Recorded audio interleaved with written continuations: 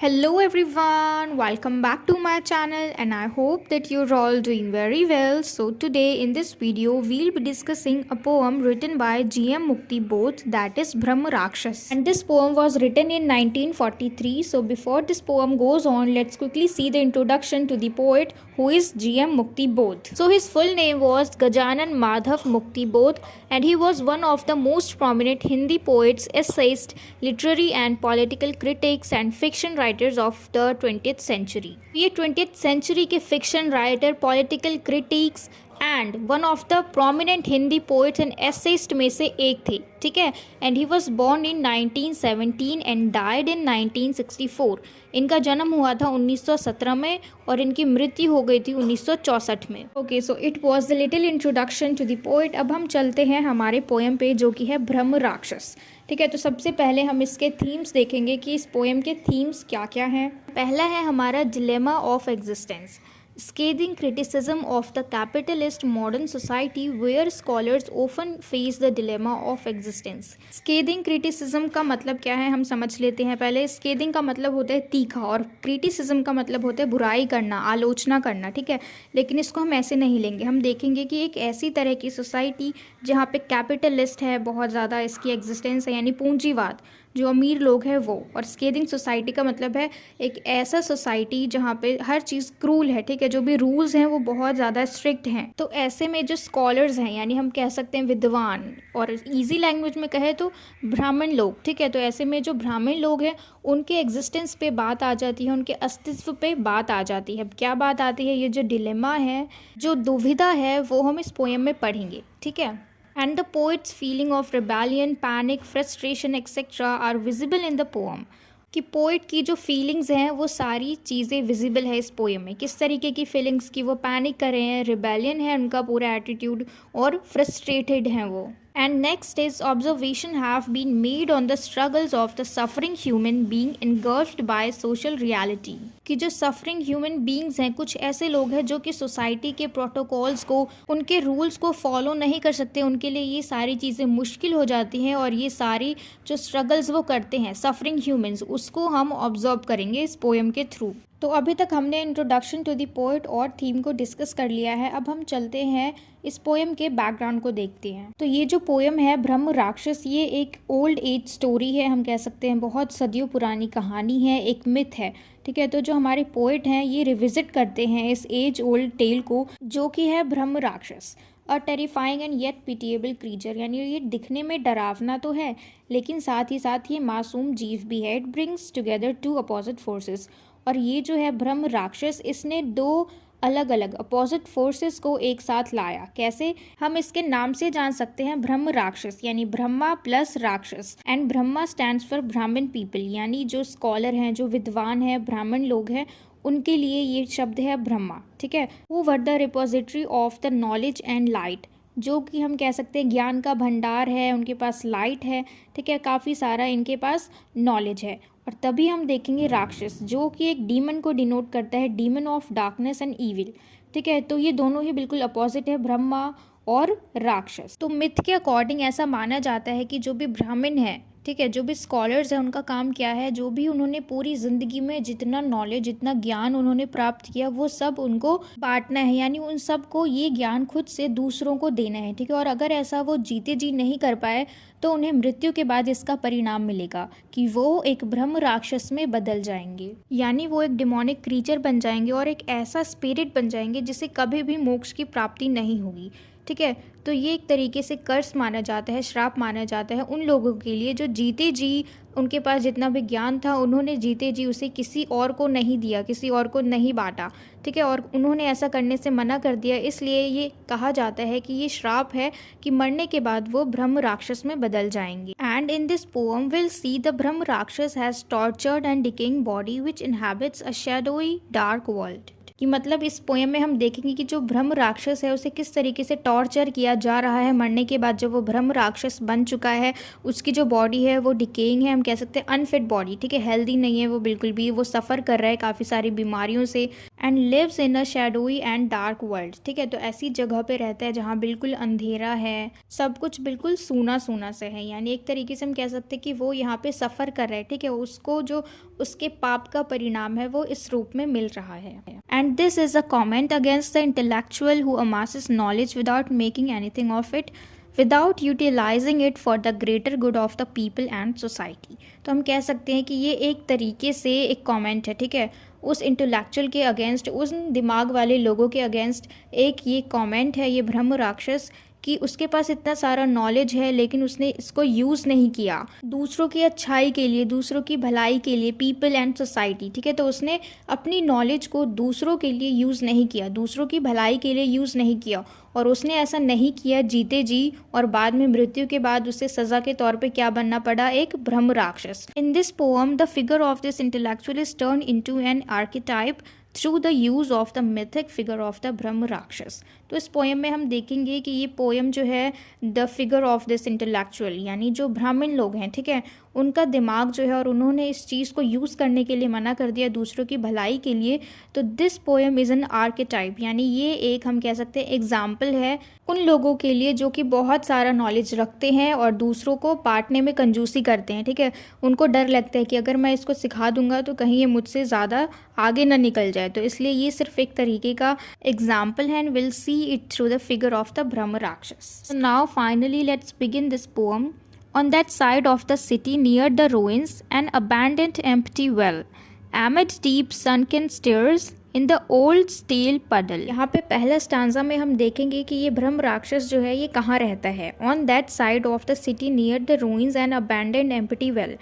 अब हम देखेंगे कि ये जो जगह है ये कहाँ पे है, at the margins of the city, यानी शहर के बिल्कुल किनारे, बिल्कुल शहर से अलग, जहाँ पे कोई हलचल नहीं है, इंसानों का आना जाना नहीं है। It is removed from the hustle bustle of human socio culture life, यानी वहाँ पे इंसानों का थोड़ा सा भी आना जाना नहीं है, उनका नामो निशान नहीं है, बिल्कुल सेपरेट है ये जगह। ठीक है, बिल्कुल आइसोलेटेड है। और ये जो क्रीचर है यानी ब्रह्म राक्षस, ये वेल में रहता है, यानी कुएं में रहता है। कहाँ पे, अबैंडन्ड रूइंस के बीच में। रूइंस का मतलब होता है खंडर, यानी ये जो खंडर है इसको अबैंडन कर दिया गया है, अब इसका कोई यूज़ नहीं करता, ये काफ़ी टाइम से ऐसे ही पुराना पड़ा हुआ है, और इसी खंडर के अंदर ये कुआं है जहाँ पे ये ब्रह्म राक्षस, ये क्रीचर रहता है। और ये सारी चीज़ें जो मैन मेड है, यानी ये जो खंडर है और ये कुआं है, ये सारी चीज़ें अभी डिस्ट्रक्शन के कंडीशन में है, यानी ये सब टूट चुकी हैं, कोई इनको यूज़ नहीं करता, उन्होंने इसको अबैंडन कर दिया ह्यूमंस ने। यहाँ की जो सराउंडिंग है यानी आसपास की जो चीज़ें हैं वो सब फ्लरिश है बहुत ज़्यादा, यानी हर चीज़ से भरपूर। तो इस फर्स्ट स्टैंजा में हमने देखा कि ये ब्रह्म राक्षस जो है ये कहाँ पे रहता है। On that side of the city near the ruins an abandoned empty well amid deep sunken stairs, इसका मतलब है धसी हुई सीढ़ियाँ, इन ओल्ड स्टेल पडल, यानी पुराना सा पोखर। ठीक है, हम कह सकते हैं पोखर जहाँ पे पानी जम जाता है, तो ऐसी जगह पे रहता है ये ब्रह्म राक्षस। अब हम आगे चलते हैं। Elbows resting leans the white flowered tagar tree and nearby a flashing red flower cluster. तो ये जो स्टार्टिंग की दो लाइंस है, elbows resting leans the white flower tagar tree, इससे हम समझ सकते हैं कि ये जो पेड़ है, ये जो टगार ट्री है, ये इस वेल के आसपास ही है। ठीक है, और ये जो वेल है, यहाँ पे जो ये वाइट कलर का फूल है, इससे पोइट जो है वो अज्यूम कर रहे हैं कि ये ब्रह्म राक्षस डिसएम्बॉडीड वॉइस को, यानी एक ऐसी आवाज़ जो अशरीरी हो, यानी उसका कोई शरीर ना हो, कोई बॉडी ना हो, सिर्फ उसको आवाज़ सुनाई दे रही है, और उस आवाज़ को सुनने के बाद ये जो ब्रह्म राक्षस है ये किस तरीके का बिहेव करता है।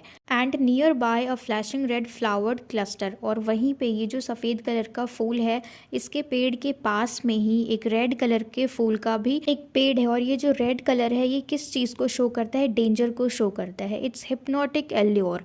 ठीक है, जो आकर्षण होता है ना, सम्मोहन आकर्षण, उस चीज़ को भी किसको आकर्षित करता है, इंसानों को। ठीक है, ये रेड कलर का फूल जो है। फिर हम आगे देखते हैं। The black mouth of the well glances upward toward the sky's emptiness, in the emptiness of the well's thick darkness sits the gatekeeper Brahma Rakshas. The black mouth of the well glances upward toward the sky's emptiness. इसका क्या मतलब है, black mouth का क्या मतलब है? हम देखते हैं कि अगर कुएं की गहराई में कोई जाए तो वहाँ बहुत ज़्यादा अंधेरा होता है, और अगर कोई भी उस कुएं की गहराई में पहुँच गया, अगर वहाँ बैठा है और वो आसमान की तरफ देखेगा तो उसे सारी चीज़ एम्प्टी लगेगी, नीचे से उस गहराई से अगर वो स्काई की तरफ देखेगा, ऊपर देखेगा, तो उसे सारी चीज़ें एम्प्टी लगेंगी। तो इसी तरीके से यहाँ बताया गया है black mouth of the well. और इसी डार्कनेस में बैठा हुआ है यहाँ पे गेट कीपर, कौन? ब्रह्म राक्षस, और वही ये सारी चीज़ों को देख रहा है। ठीक है, अब ये ब्रह्म राक्षस जो है ये इसी कुएं के अंदर बैठा हुआ है और ये कॉन्टिन्यूसली मंत्र को चैंट किए जा रहा है, मंत्र बोले जा रहा है, ताकि ये अपने इस कर्ज को अंडू कर सके। ठीक है, ताकि ये अपने आप को फ्री कर सके इस डेड एंड एग्जिस्टेंस से। यानी ये एग्जिस्ट तो करता है लेकिन इसके एग्जिस्टेंस का कोई मायने नहीं है। ठीक है, और जो भी इसने पाप कर्म किए हैं अपनी ज़िंदगी में जब ये जिंदा था, और उन्हीं पापों की सज़ा अब ये यहाँ पे इस रूप में भुगत रहा है। और कुएं के अंदर दिन के समय सूरज की रोशनी और रात के समय चंद्रमा की रोशनी आती है। लेकिन ये जो ब्रह्म राक्षस है, इसका जो डिमोनिक प्राइड है, ये इसमें बिलीव करता है कि ये ही आर्किटेक्ट है इन नेचुरल फिनोमिनन का। ठीक है, जो भी नेचुरल फिनोमिनन होता है जैसे सनराइज, वेदर, फॉग, थंडर, तो ये सारी चीज़ें इसको लगता है कि ये ही इन सबका आर्किटेक्ट है। फिर अब हम आगे चलते हैं। When a moonbeam forgets its way and its rays stagger off the walls, he thinks it worships him as the venerable knower. और अगर कभी जो वेल है इसके अंदर अगर चांद की रोशनी या फिर सूरज की रोशनी नहीं आती है, उसकी दीवारों तक नहीं पहुंचती है, तो यहाँ पे जो ब्रह्म राक्षस है ये क्या सोचता है कि स्काई है, मून है और ये जो सन है, ये सारे इसके सामने झुक रहे हैं, क्योंकि इन्होंने ब्रह्म राक्षस की सुपरमेसी को एक्सेप्ट कर लिया है। यानी ये सब जो है ये सारे ब्रह्म राक्षस को खुद से ऊपर मानते हैं, इसलिए ये सब इसके आगे झुक रहे हैं। ऐसा कौन समझता है? ब्रह्म राक्षस। और उसको लगता है कि ये सारी चीज़ें इसकी पूजा कर रही हैं। ठीक है, यानी स्काई, सन और मून। अब हम आगे चलते हैं। Obscure words revolving undue, each word dividing its resonance, each form battling its reflection, maimed, becoming। Obscure words का मतलब है अस्पष्ट शब्द। ठीक है, यानी कुछ भी स्पष्टता नहीं है कि ये जो ब्रह्म राक्षस है ये क्या कह रहा है। ये रिपीटेडली एक मंत्र को चैंट किए जा रहा है जब तक कि वो बिल्कुल स्पष्ट ना हो जाए। बार बार ये इसी मंत्र को रिपीट कर रहा है और बार बार इसको शुरू से बोल रहा है, फिर फिनिश करके फिर से शुरू से बोल रहा है। और ये जो इसकी आवाज़ है ये पूरे वेल के अंदर गूंज रही है। रिजोनेंस का मतलब होता है गूंजना। ठीक है, इसकी आवाज़ बार बार गूंजे जा रही है और तब तक ये बोलते ही जा रहा है, तब तक ये इस मंत्र का चैंट करते ही जा रहा है, जब तक कि वो बिल्कुल ईजी ना हो जाए, क्योंकि इसमें डिफ़िकल्ट वर्ड्स भी हैं, उनको रिपीट कर रहा है बार बार, जब तक कि ये बिल्कुल क्लियर ना हो जाए, स्पष्ट ना हो जाए। यहाँ पे देखो मेन बात क्या है कि ब्रह्म राक्षस जो है ये अकेला ही स्पिरिट है यहाँ पे। ठीक है, इसे सुनने के लिए कोई भी ह्यूमन सोल नहीं है यहाँ पे। सिर्फ इसको tagar tree, fig tree, fruits, flowers, यही सारे सुन सकते हैं। ठीक है, यानी यहाँ पे कोई भी इसको सुनने के लिए नहीं है, कोई भी ह्यूमन सोल नहीं है। लेकिन यहाँ पे हमारे पोइट जो हैं वो कहते हैं कि वो इस ब्रह्म राक्षस के इन चैंटिंग को सुन रहे हैं। ठीक है, इनके साथ यहाँ पे जो भी पेड़ हैं, जो भी पौधे हैं, जो भी फूल हैं, इनके साथ ये भी यही हैं और ये उनको सुन रहे हैं। अब हम आगे चलते हैं। The lines and stanzas become more erratic, यानी ये अस्थिर हो चुके हैं। अब हम देखेंगे, पहले हमने देखा था जो भी लाइन वाइज हम पढ़ रहे थे पोएम को, लेकिन यहाँ पे ये थोड़े से इराटिक हो चुके हैं। ठीक है, चलिए देखते हैं। An exorbitant fullness anguishes dear, geometries I constructs a moral investiture. इस स्टांजा के साथ इस पोएम का टोन जो है ये शिफ्ट हो चुका है। Lines and words run scattered with greater pause, almost as if the poet is no longer a mere listener to the ब्रह्म राक्षस but has himself adopted that idiom of speaking in maddened voice। यानी जिस तरीके से अभी तक हमने जो भी स्टांजा को समझा अच्छे से, वैसा ही सेम ये स्टांजा नहीं है, बल्कि डिफरेंट है। और ये जो डिफरेंट स्टांजा है इससे हम यहाँ पे गेस कर सकते हैं कि शुरू से हमारे पोइट सिर्फ इस ब्रह्म राक्षस को सुन रहे थे। ठीक है, जो भी ये बोल रहा था उसको सुन रहे थे, इसके मंत्र को सुन रहे थे, लेकिन अब ऐसा लग रहा है कि वो सिर्फ सुन ही नहीं रहे हैं, बल्कि वो अब चाहते हैं कि वो भी इन सारी चीज़ों में इन्वॉल्व हो। और इन सारी बातों से ऐसा लगता है कि ये जो हमारे पोइट है ये इस क्रीचर को, यानी ब्रह्म राक्षस के फुट स्टेप्स को फॉलो कर रहे हैं। चलिए देखते हैं इस स्टैंजा को। एन एक्सॉर्बिटेंट फुलनेस, यानी बहुत ज़्यादा फुलनेस। एक्सॉर्बिटेंट का मतलब होता है अत्यधिक। ठीक है, फुलनेस अब यहाँ पे किस चीज़ के लिए यूज़ किया गया है ये क्लियर नहीं है। फिर है एंग्विश इज डियर, यानी वेदना जो है, पीड़ा जो है, दर्द जो है वो प्रिय है, वो प्यारी है। फिर है geometries I construct a moral investiture, यानी रेखा गणित से आय कंस्ट्रक्ट करना और एक नैतिक संस्कार, यानी मोरल जो भी इन्वेस्टिचर है, जो भी अलंकरण है, जो भी संस्कार है वो नैतिक है, यानी वो मोरल है। अब हम चलते हैं लास्ट स्टैंजा पे। Brahmarakshas breast fed student I so wished to be, whose incomplete works, whose pains sources collected, extracted, risen I could bring। इस आधी पोयम में हम देखेंगे कि किस तरीके से ये जो ब्रह्म राक्षस है ये बहुत ही ज़्यादा मेहनत करता है इस पूरे वेल से बाहर निकलने के लिए। ठीक है, ये बहुत ज़्यादा स्ट्रगल कर रहा है, रिपीटेडली मंत्र पढ़ रहा है ताकि ये इस वेल से, इस अंधेरे से, इस डार्कनेस से बाहर आ सके। और हमने यहाँ पे देखा है कि किस तरीके से ये मैडनेस और डेथ के बीच में फंसा हुआ है। अब हमें यहाँ पे एक चीज़ समझनी है, जो हमारे पोइट है मुक्ति बोध, उन्होंने यहाँ पे मेटाफर का यूज़ किया है। किस तरीके से ये जो वेल है, ये जो कुआं है, इसको कैसे एक्सप्रेस किया है उसको हम देखेंगे। एक dark space of the mind of intellectuals. ठीक है, यानी हम कह सकते हैं एक डार्क माइंड सेट। ठीक है, यानी जिसमें नेगेटिविटी ज़्यादा है, जिनको डर लगता है कि मुझसे ज़्यादा कोई और ना सीख ले, जो दूसरों को सिखाने से डरते हैं, इस तरीके का। ठीक है, इस तरीके का दिमाग यहाँ पे हम देखेंगे एक वेल के थ्रू, जो कि बहुत ज़्यादा कोशिश करता है। और यहाँ पे वो कहना चाह रहे हैं कि ऐसा इंटेलेक्चुअल किस काम का जो कि खुद को भी फ्री ना कर सके। क्योंकि ये जो ब्रह्म राक्षस है इसको श्राप मिला। क्यों मिला? क्योंकि जब ये जिंदा था तब इसने किसी को ज्ञान नहीं दिया।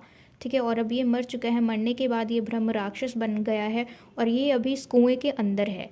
और लेकिन क्योंकि इसके पास बहुत ज़्यादा ज्ञान है और फिर भी ये उस ज्ञान को यूज़ करने के बाद भी वेल से नहीं निकल पा रहा, खुद को फ्री नहीं कर पा रहा। यहाँ पे हम देखेंगे इस पोएम में कि जो स्पीकर है या फिर पोएट है हमारे, वो चाहते हैं, उनकी इच्छा है कि वो ब्रह्म राक्षस से मिले। ठीक है, क्योंकि हमने इससे पहले वाले में देखा कि वो उसके फुट स्टेप्स को, पहले तो उसके मंत्र को सुन रहे थे, जो भी वो चैंट कर रहा था उसको बहुत ध्यान से सुन रहे थे। ठीक है, वहाँ पे कोई भी ह्यूमन सोल नहीं था। लेकिन हमने देखा इस पोएम में कि पेड़ पौधे फूल पत्तियों के अलावा वहाँ कौन था? पोएट, जो कि उसकी बातों को सुन रहे थे, उसकी चैंटिंग को सुन रहे थे।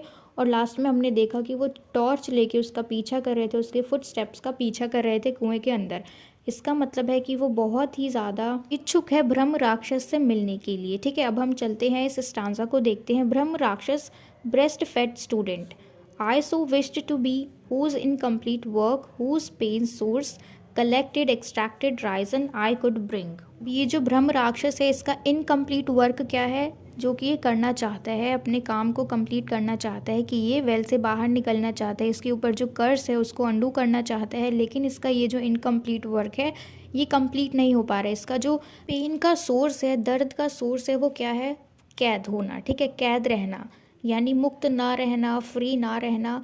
तो इसलिए ये क्या चाहता है कि इसके दर्द को कलेक्ट करना, एक्सट्रैक्ट करना, निकालना, राइजन करना, उठाना। और वो कह सकते हैं कि मैं ला सकता हूँ। कि वो क्या ला सकता है? ब्रह्म राक्षस को उस कुएं से बाहर। और ये कौन कह रहा है? स्पीकर, या फिर हम कह सकते हैं पोइट। ठीक है, ये चीज़ यहाँ पे क्लियर नहीं हुई है।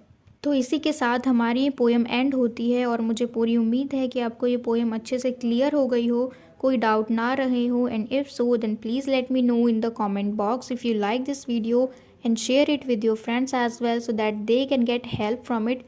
And don't forget to subscribe my channel. Until we meet in the next video, keep learning.